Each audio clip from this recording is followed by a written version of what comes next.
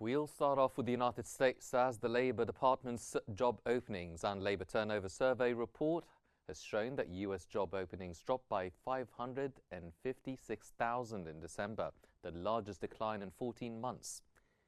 However, steady hiring and low layoffs suggest the labor market remains stable. Professional services, healthcare and finance saw the largest drops.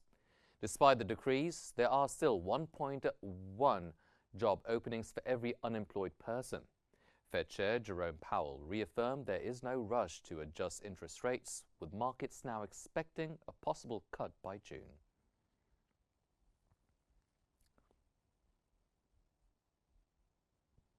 The U.S. services sector growth slowed in January, with the Institute for Supply Management's Non-Manufacturing Purchasing Managers Index dropping to 52.8, down from 54 in December. The Purchasing Managers Index, reading above 50, still signals sector expansion, but the decline reflects cooling demand. New orders fell, pulling the prices paid for services inputs down to 60.4 from December's 64.4.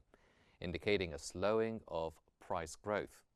Services employment rose slightly, but it hasn't been a reliable indicator for official payrolls data, which will be released on Friday.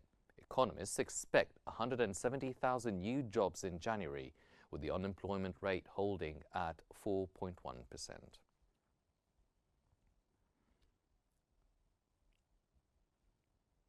On another note, China has called for dialogue with the U.S. after new 10% tariffs on all Chinese products took effect on February 5th. Spokesperson Lin Jian criticized the tariffs, stating China firmly opposes them. In response, China will impose counter tariffs of up to 15% on U.S. imports starting February 10th.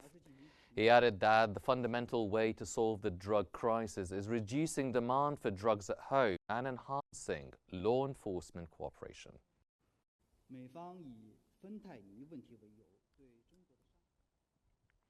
However, President Donald Trump said he is in no hurry to speak with Chinese President Xi Jinping despite rising trade tensions. His sweeping 10% tariffs on all Chinese imports took effect Tuesday, prompting China to impose counter tariffs and announce possible sanctions on U.S. companies, including Google. Meanwhile, Trump has hinted at potential tariffs on the European Union. EU leaders say they are ready for tough negotiations, but will protect their interests.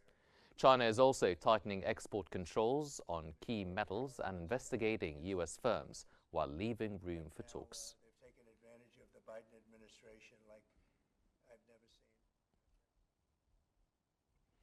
In a related context, China's foreign ministry expressed the country's willingness to work with the European Union to tackle global challenges as the bloc faces potential U.S. tariffs on its exports.